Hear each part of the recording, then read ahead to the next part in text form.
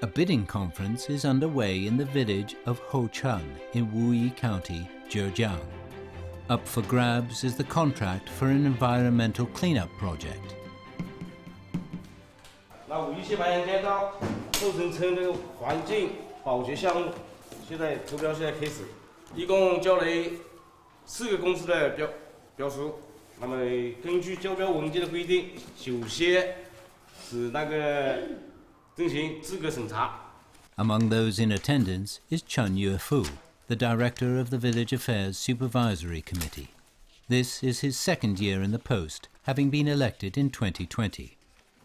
那下面开始投标，这个底标是20万，19万到20万之间，分成51个乒乓球在这里，0号是对表19万，1号是19万200，50号是20万，谁摸到最小谁中标。这样子呢，反正总的来讲，我们避免一些群众村民呢有些怀疑的这些状况。 因为我们呢，平时也包括招投标程序走完了以后，他们村民都知道的呢。只要是走法，我们呢走法的农户的时候呢，也要一一向他们呢解答清楚。Houchen has just over 1,000 inhabitants. With its wide and smooth road, carefully restored lakefront, row on row of beautiful low buildings between paddy fields and fish ponds, it's one of the most affluent villages in Zhejiang, yet it has experienced an unusual history. In the early 2000s, 80 hectares of Houchen's land was expropriated for the development of an industrial park and other construction projects. In exchange, the village received 19 million yuan in compensation. A village official suggested investing part of the money in building a workshop and developing the collective economy. However, some villagers objected. They argued it would be better to share the money out, for fear that otherwise it might find its way into some officials' pockets. Their concerns stemmed from a lack of transparency surrounding the village's finances.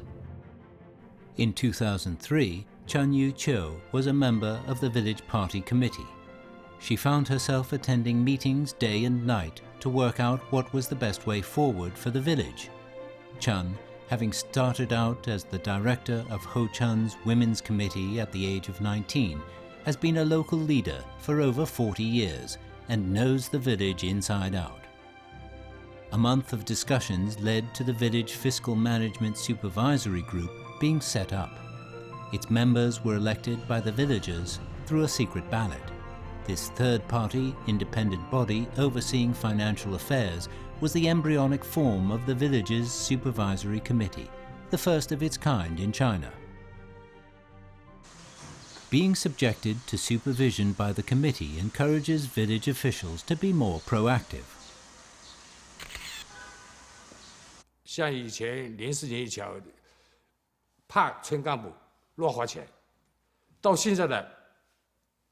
怕村干部不花钱，想多花钱呢，多干点事情。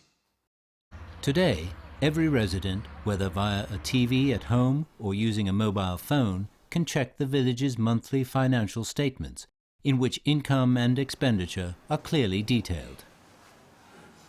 现在的话，我们村17年，村级事务零上访，工程建设零投诉，干部零违纪。